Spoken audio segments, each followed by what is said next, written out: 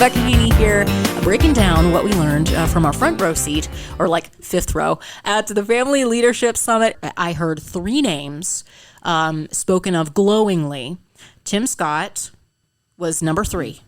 Vivek was number 2. Yep. And number 1, drumroll please, Florida Governor Ron DeSantis. And I do think that's I think if you were to poll the people that were there that day, I think that's my unofficial poll. I think that's what they would have said, because that's what I was hearing. I mean, that's what I was hearing from everybody I talked to. Obviously, I couldn't talk to 2,000 people. Right. And I would like the family leader to see them do this, to have like a poll. They could, at the end of the sessions. Yeah, like maybe people coming in. A thing that they could put up where you can scan it with a QR code or right. whatever. And who do you think won? Like a straw poll. Yeah, the straw poll. Yeah. Who would you vote for if you had to vote for somebody today, type of a thing? So what I'm seeing on social media has DeSantis as number 1. Yeah. And I think that's because Trump has, ever since Trump has come out and said that abortion thing was too much, seriously, ever since he came out and said that, you have not seen him do anything big in Iowa since then. He's been in Iowa, but he's not done anything big. He's declined to do anything big. He had a big event and then canceled it on account of weather, apparently. So, and Iowans remember that sort of thing. He is still very warmly received in a lot of corners, and he's like running away with all the polls right now. And whether that's national or I haven't seen any really strong local polls yet. So I would be interested to see, and I'll keep an eye out for the official polls coming up following this Family Leadership Summit. But getting back to Ron DeSantis, I think he was the one that hopes were highest. Right. He was the one that had the most to prove. Do you think that he proved himself adequately on the stage? Absolutely. Okay. Why do you think that? Because he answered the questions as well. He was one of those like Vivek who did not disseminate. He would say yes or no. He gave very clear answers. Yes. In fact, actually, I think he was the only one that actually said yes to a question and didn't follow up. Just yes. And then I think he was one of the few out. I think he might have been one of the only ones. I think, again, I could be wrong, that actually used the phrase "I don't know." And I wish that more politicians would say that. I don't know. I mean, if you don't know, it's okay. Say, hey, I don't know, but guess what? On my Facebook page or on my website or on here, I'm going to have an answer for this as soon as I've researched it. I feel like that's going to be Kamala Harris's epitaph. I don't know. Like she would benefit from something like that. She would. Because if you just say, I don't know, I'll look into it. Here's what I do know. Then people can respect that authenticity. Right. When you continue to just throw up verbal word salad because you're trying to think of something profound to say, but it's coming up dry every single time. Well, that's when the memes come in. She thinks that the American people are idiots and that they're not going to, fact check her. Most of the news media out there isn't going to challenge her on it. Yeah. They're going to go look. That's what YouTube is for. Getting It lasts forever. But one of the things getting back to Ron DeSantis. One of the things that I liked about DeSantis is that, he came out firing on all cylinders, talked about this idea of sustainable peace, and made it very clear that this is something that can happen without boots on the ground. Okay. That so is this in Ukraine? Yes. Okay. That Biden is spending way too much money over there, and we don't need to be spending money over there. Hear that. I don't know if I understand his response to some of that, but I get the idea from listening to him that he thinks what can be done is by having a strong America on this side of the Atlantic and then on holding others like China accountable. Mm-hmm. I mean, how can we expect to hold Putin accountable and say, hey, we're going to make you give Ukraine back when we let China commit all kinds of atrocities and do nothing? And it furthers what I've seen so far, just taking off of that, has furthered the relationship between Putin and Xi Jinping in China. So that's definitely not an alliance that we want to foster. And he was the first person who I actually heard say that. He said he prioritized his national threats. Mm-hmm. He said the priority is China. Now, I disagree. I think the priority is Mexico. We need to shut that border down. That is a national threat. That's an invasion. I heard I think Nikki said it was an invasion, and I loved that. Yeah, Tucker definitely did. Yes, and Tucker called it an invasion too. And it is an invasion. When What's killing millions of Americans is fentanyl. What's killing millions of Americans is people coming over and kidnapping our young children. And then which could be from any country in the world, and we don't know. And they're sending drugs in via drug mules from any country in the world. We don't know. And that can't last. That should have been priority number one. And I think and the reason why I'm okay with this, with DeSantis saying China is priority number one, is I've heard him acknowledge it before, that this border needs to be shut down. And he did say, day one, he's gonna send the National Guard over there. And so for him, probably it's a non sequitur because it's going to get resolved day one. And so China is something that might be a long-term solution. Yeah. Mexico is an easy solution. Build a wall. Put guys over there with the ability to shoot and kill. And DeSantis even said that, and he got the biggest applause. He said that he is going to let them have the freedom to kill these guys if they step foot on American soil with fentanyl and refuse. Yeah, because enemies they're at the border. Yeah, and so he actually said that. So I think that's why he prioritizes China. And he was the only candidate that said China's the enemy. China's the enemy. And I really love that. And he said that we can't continue to provide blanket security for all of Europe. It's not our job. I wish the DC elites cared as much about our border as they do about the Ukraine-Russia border. Because there's people pouring into this country. We have people dying from fentanyl overdose. The cartels are running the show. And what I've said is this is something on day one, declare a national emergency, mobilize all resources, including the military, stop the invasion. Yes, build the wall. But most importantly, authorize the Border Patrol, authorize our military to deal with the cartels. If they're breaking into our country, bringing product, if I'm in charge, that's going to be the last thing they do because they're going to end up stone cold dead. Amen. This is kind of a different side, I would say, of Ron DeSantis, because people are used to thinking of him as the governor that stands up to the woke agenda. A lot of that is domestic. People know Ron DeSantis and like Ron DeSantis for two things, I would say, most strongly. Number one, making Florida a bastion of freedom and standing up against COVID tyranny. So that's a huge part of his fan club comes from that. Now, I've also heard it said lately, and I'll get your take on this real quick, part of the reason that Ron DeSantis hasn't really taken off like a rocket and isn't really challenging Trump very much in a lot of these polls. He's second, but he's kind of distant already. We'll see. Time will tell. But right now, he doesn't really have the stats to bounce Trump right now. And I've heard some conservative pundits say that's because nobody wants to think about COVID. People don't want to go back there. They want to move on, and it's uncomfortable. And so because Ron's biggest triumphs came during that time of COVID, he's reminding people, and they're just like, we want to move on. We don't want to talk about it. I don't know if that's true, because for me, that's one of the biggest reasons I'm paying attention to Ron DeSantis. Yeah. I will never forget. Right. I will never forget what our government did and tried to do to us to stifle the identity and the productivity and the economy and the freedom of every single American citizen. They tried to mask my trials. Yeah. There are people that lost their lives and their businesses and their dreams and years of their lives and are mired in depression, all of those things that are tied to COVID tyranny. And I cannot forget that. And DeSantis made it very clear that, one of his first things that he's going to do in office is that he is going to go out there and go after these people in these agencies that have, and I quote, violated the First Amendment. Mm-hmm. He made it very clear this is a violation of the First Amendment, and it is. The people that shut down speech on social media platforms. This is what Putin is doing over there to Christians. It was against science. Or sorry, not Putin, but this is what Vladimir, I can't even pronounce his last name. Zelensky? Yes, Zelensky. That's what he's doing in the Ukraine. What he did there, and what Putin is also doing in Russia, is what the CDC and Fauci and our federal government did to us during COVID. Well, and if that's proven, then it should be met with exactly the same vigor and exactly the same resistance, exactly the same punishment. I would agree with that. Absolutely. We should hold that same standard. We should hold just weights and measures for everything. Nobody gets a free pass just because we like this person and we don't like that person. That's not fair, and that's no way to run a country, son. Yeah, no, it's not. And DeSantis was very clear that on day one, he's going to start accepting pardons. So day one, when he gets into office, these people that have been wrongly imprisoned, they can submit a case to be pardoned, and he's going to have the same standard for each case. This standard will be obvious to everybody. He's going to let everybody know what this standard is. Mm-hmm. And then case by case, if he sees that the federal government has failed to meet this standard, he's going to pardon them. Which is as it should be. So not only is he going to pardon these people that were wrongfully arrested, but he is going to go in and he is going to arrest those that did this. And he said day one, he's firing the director of the FBI. And again, it didn't go enough. I wish he would have gone as far as Haley did, but he did go and say that anybody within these agencies that does anything like this, that censors anybody, that weaponizes their position, he will fire them immediately.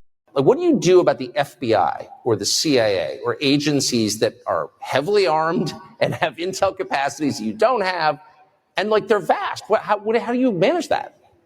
With me on day one, you get a new director of the FBI. We need that. That's going to happen. So I think a couple things. One, there are thousands of positions in the executive branch that are appointed by the president. You got to have all those people ready to go to be submitted to the Senate in January of 2025. You can't wait 2 years to fill all the positions, because then these career bureaucrats, they just take over. So you got to have your people in there on day one. You also have to have certain character of people. Like if you're the attorney general, everything you do to deal with the DOJ, end the weaponization of government, deal with the FBI, the press is going to rake you over the coals. The left is going to rake you over the coals. The Democrats, they're all going to rake you over the coals. You either are down for that or you're not. And if you can't handle that, if you don't have the backbone to do that, you will fail at that job.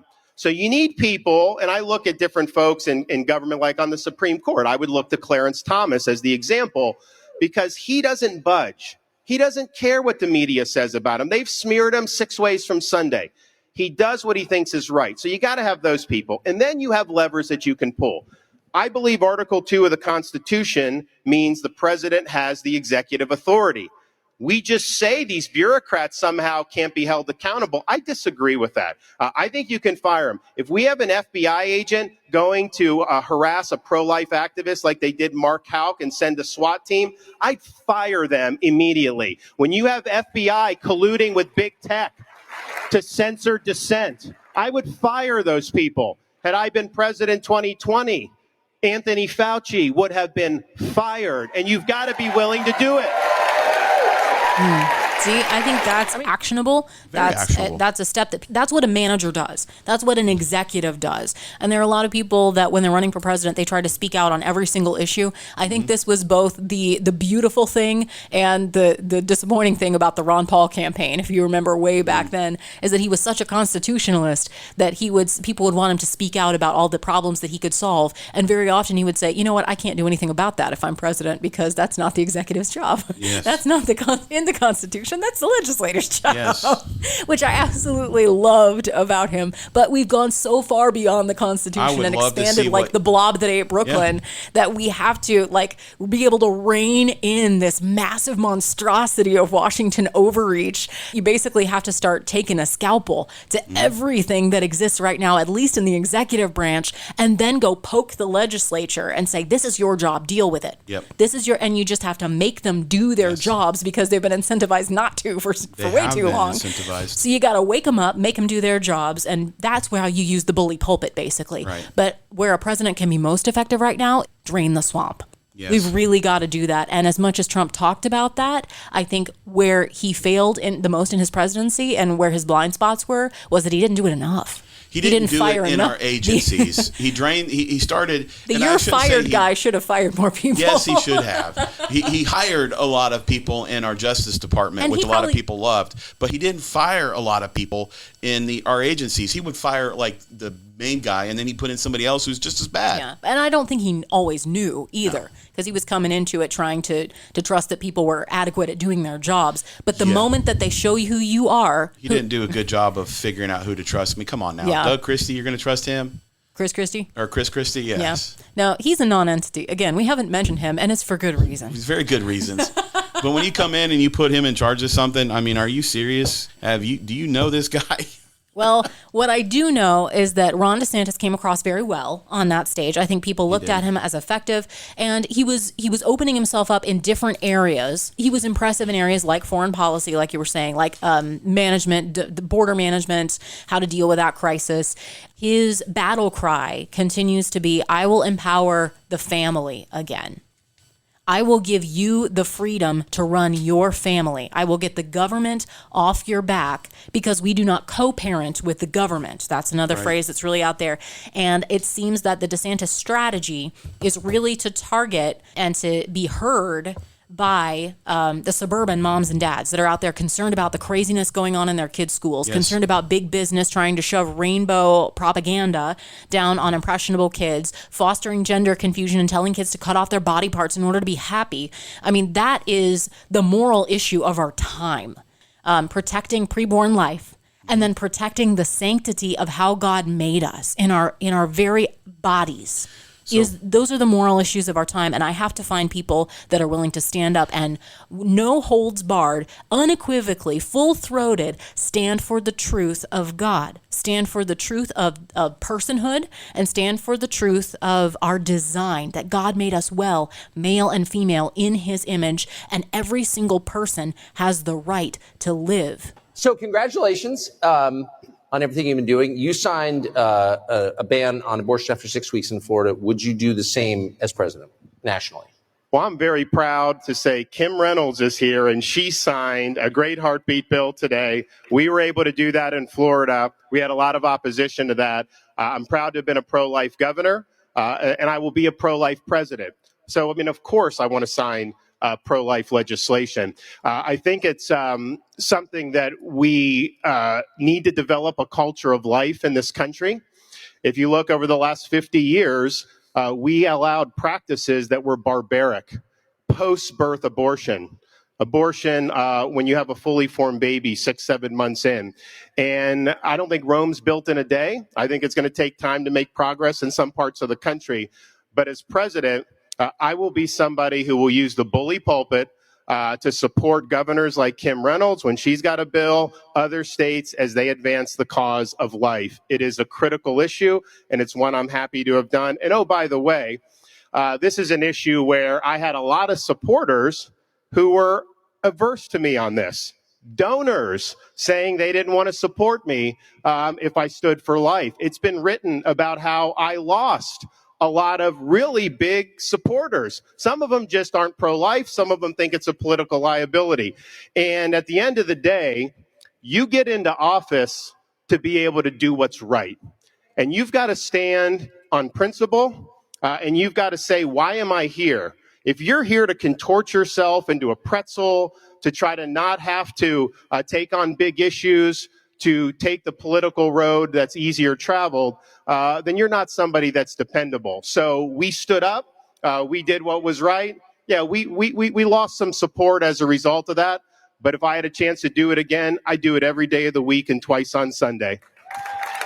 So can you, so what you're saying is people need to be brought over to that. I mean, you have to govern by consensus. In a democracy, you have to convince people. So can you just give us your quick pitch, your speaking to someone of goodwill and good faith, a decent person who has a different position from you on abortion. How do you bring them to your position? What do you say? Well, look, I think that one of the most impactful moments of my life was with my better half right over there, the first child we had very early in the pregnancy. We're going in, getting an ultrasound, and I hear this whoosh, whoosh, whoosh. I'm like, what is that? That's your daughter's heartbeat. Wow. That changed me. I mean, I was pro-life at the time, but that really had an impact on me. And with science and technology, I think we have brought more people over. But at the end of the day, to do what Governor Reynolds just signed or what we did in Florida, a baby that has a detectable heartbeat, that is a life. And we're better off when everybody counts. We're better off when everybody's given a chance. And so we should stand for life. Amen. My favorite quote from DeSantis was, if we continue to be weak abroad and allow our culture to deteriorate at home, what you're talking about right now, we could have a situation where our grandkids are memorizing 37 different pronouns in Mandarin. Wow. Funny and sad all at the same time. I know it is. But again, the reason why I love DeSantis, breaking it down, and this will be the last thing I say about DeSantis. Okay. But my favorite thing about DeSantis is he says on day one, there are thousands of positions that he is responsible for hiring. He's not going to wait 2 years to get it done. He's going to have those thousands of positions already filled. And it sounds like he already has people for all of these. They're going to be put in place from day one. And that was convincing to you. Because that got me to thinking that I think this might be one of the problems is Donald Trump went in there and he had, 200 or 300 people that he hired right off the bat, but then it just stagnated and you didn't see a whole lot of movement. I mean, can you think about how swamp draining it would be if you went in and the thousands of positions that the president is responsible for hiring for would it be filled and you would have changeover? Yeah, well, and that's what needs to happen. It does. Frankly, I think what we've seen in the Trump era has been so instructive. We learned that Washington really is just like a different, it's an entirely different dimension from the rest of reality. And if you stick people there for too long, they go a little kooky. They go a little wacky. It's vital, even as I approach it kind of tongue in cheek, to, as we said, drain the swamp. I love that analogy. We've got to step it up. We don't have the luxury of waiting to see. But the other side has very clearly, like the battle lines are drawn. It's very clear. I think that we can both pray for revival in the country and work to boldly and confidently take ground for the kingdom. I think we've operated as though the vacuum is holy. Like if we abdicate and we leave an absence, that we can leave this vacuum and that we can't be tarnished by the swamp that's around. And I get it. It's ugly. It's nasty. But what filled the vacuum? What filled the void? Going back to Vivek's line about that God-shaped hole, which I know he got from Blaise Pascal. Good reading, by the way. But that void that they're being filled with, they have been taken, to get theological, they have been taken captive by the enemy to do his will. And that's where we have to see this is a kingdom issue. We have to be changing hearts and minds. And when people talk about that, it's not touchy-feely. It's actual like spiritual warfare to get out there and defend what God says is true, not to try to own the libs, but so that you can make a difference so that they're no longer your enemies. That's the way to love your enemies, is to show them the truth. That's the way to love your enemies, is to shine bright for God. Even though they're shouting and calling you every name in the book and trying to silence you, the way you speak up is boldly, with humble confidence. Why? Not because we're all that, but because the God who made us says this is right, this is wrong. It's not your standard, it's God's. It's his standard. It will always be true. And that is how we align our lives. And the most loving thing you can do to somebody is to tell them the truth, and then to walk alongside them and to show them the truth, to show them what really matters, that you can live by the truth. If we walk in the light, we keep step with the Spirit. We're walking in the light day by day. We don't get it perfect, right? We all stumble and fall, but that's why we are not alone. That's where I'm afraid we'll have to end for today. Thank you for your take on the Family Leader Summit. Matt, any other last words before we sign off for the day? No, I don't think I could top that. Well, thank you. Thank you for that. I would tell all those politicians, when you get a chance to come back to Iowa, we don't want money or troops going to Ukraine. We want the wall built. We want fentanyl flow stopped. We don't want electronic ballots. We want to go back to paper ballots, and we want a picture ID required for each paper ballot. We want you to defend life. We want you to defend the family. We want you to defend religious freedom. We want to know that our voice matters, and we want you to have an American first mentality. Matthew Haynie, really appreciate your time, your perspective, and your checks in the mail. Rebekah Haynie is my name, and I'll make sure the kids get the dishes done. Good. That's all I ask. I'm a simple mom, really. That's my love language. It's a great day here in Iowa. We are excited to see how all this plays out, and we do take our job seriously. If you were watching along with us at the summit, let me know what your thoughts are. What are the questions you want to ask the candidates? What are some issues that need to be first and foremost? What are you voting on? We need a candidate that defends life and that defends liberty in a winsome and convincing manner. Like, let's win more people over to our side. I mean, that's, if you just let out those principles about personal freedom, I think that wins a lot of people over once you hear the strength of those ideas that have created the most prosperous, the most free, the most shining cities that the world has ever seen. That in itself is worth the fight. That vision is what people are looking for. So we need to find that vision. Without a vision, the people perish. But when we do have that vision, we can follow it through the toughest times, through the hard work that it will take to transform the nation back into a constitutional republic that values and protects life and liberty and the source of those things yet again. And with that, I bid you adieu. We have a mission. Let's be about it. Our mission: to love God, serve people, and live free. This is FaithWorks Live.